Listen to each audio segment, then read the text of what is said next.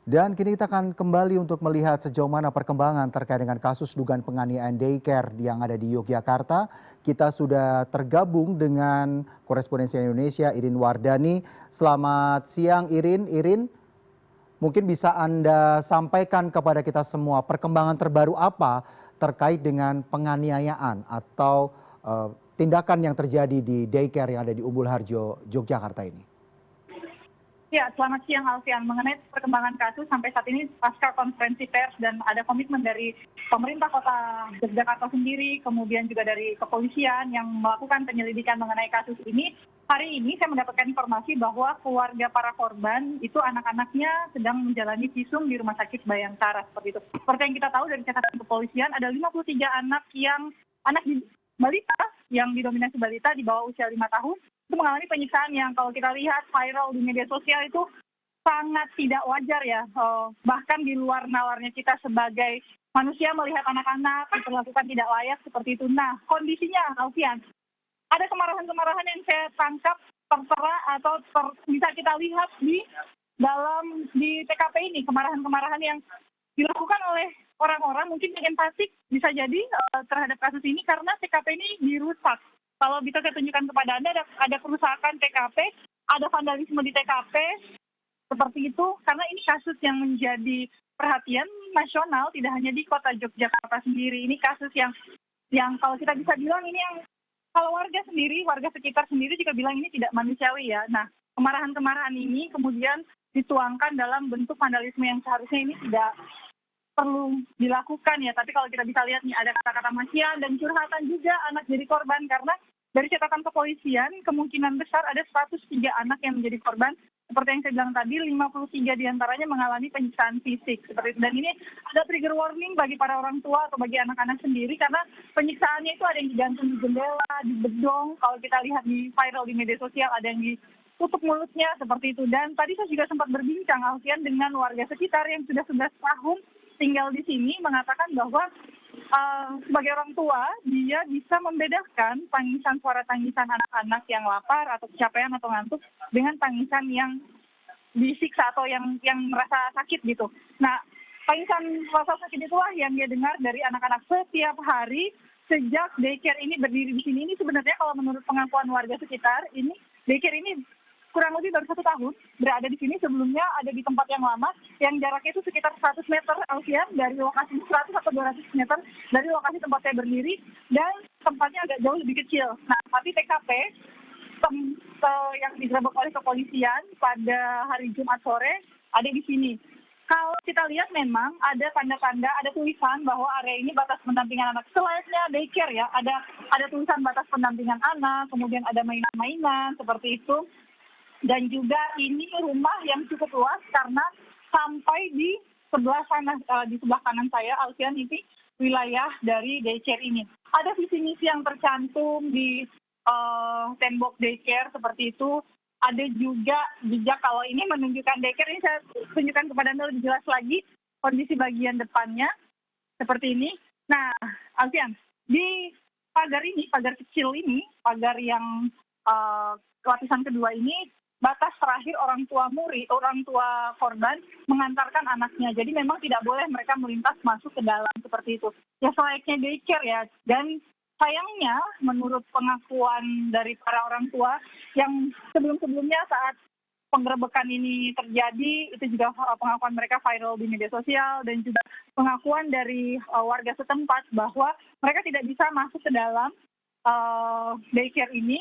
Kemudian dijaga ketat, ada security-nya dan juga ada larangan. Kalau warga setempat mengatakan bahwa ya itu mungkin wajar ya di daycare karena takutnya manusia dewasa atau orang dewasa ini masuk ke dalam daycare, privacy anak-anak. Tapi ternyata mereka tidak menyangka bahwa ada proses penyiksaan di dalam, ada kejadian penyiksaan seperti itu yang terjadi di dalam. Kalau orang tua murid sendiri akses CCTV itu hanya di bagian depan. Tapi Alfian, sekali lagi saya mencoba mencari tahu, CCTV-nya itu justru tidak kelihatan ya. Dari tadi pagi ini saya lihat tidak ada CCTV di sini atau mungkin sudah dicabut oleh pihak kepolisian. Mereka mengatakan, orang tua murid mengatakan mereka hanya boleh sampai di area depan sini saja. Dan CCTV juga cuma boleh sampai di area sini saja yang bisa mereka akses. Kalau di bagian dalam, tidak ada dokumentasi apapun yang diberikan kepada orang tua sebagai bentuk pengawasan seperti itu, sehingga mereka tidak tahu sebenarnya apa yang terjadi di dalam daycare ini. Dan sekali lagi agenda hari ini oleh para pihak kepolisian penyidik mengumpulkan keluarga untuk dilakukan visum terhadap anak-anak.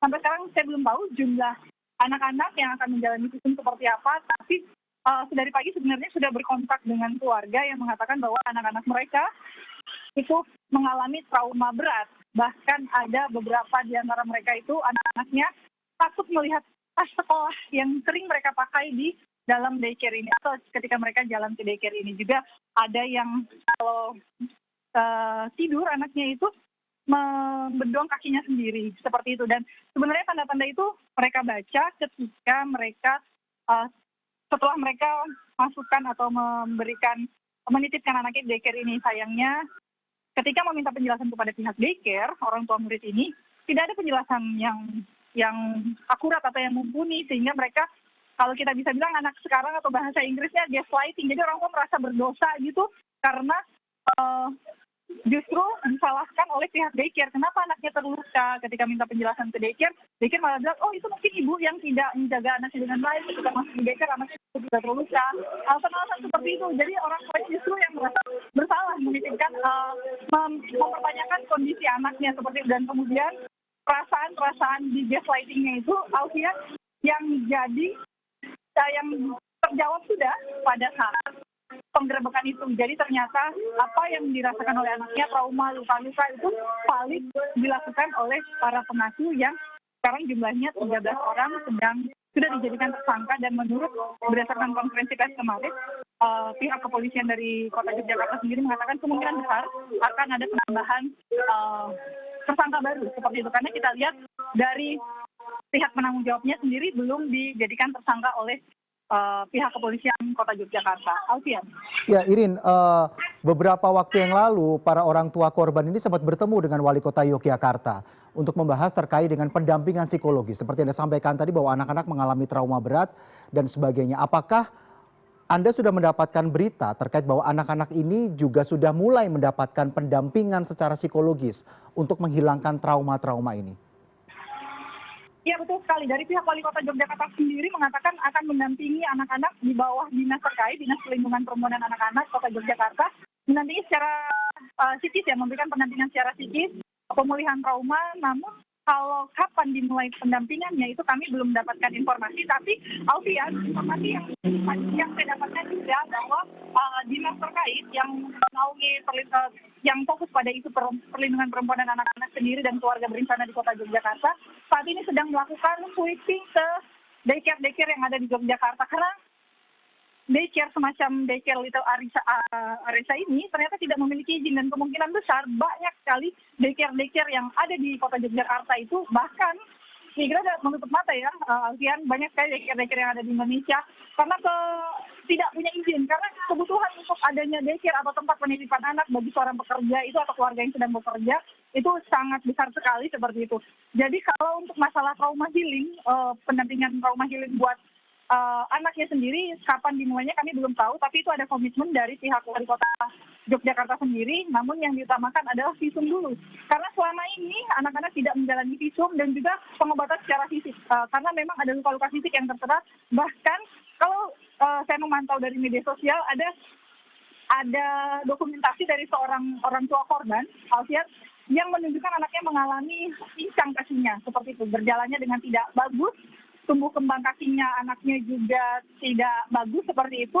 Namun ketika dia bertanya ke pihak daycare, sekali lagi malah dia yang dipersalahkan oleh pihak daycare-nya.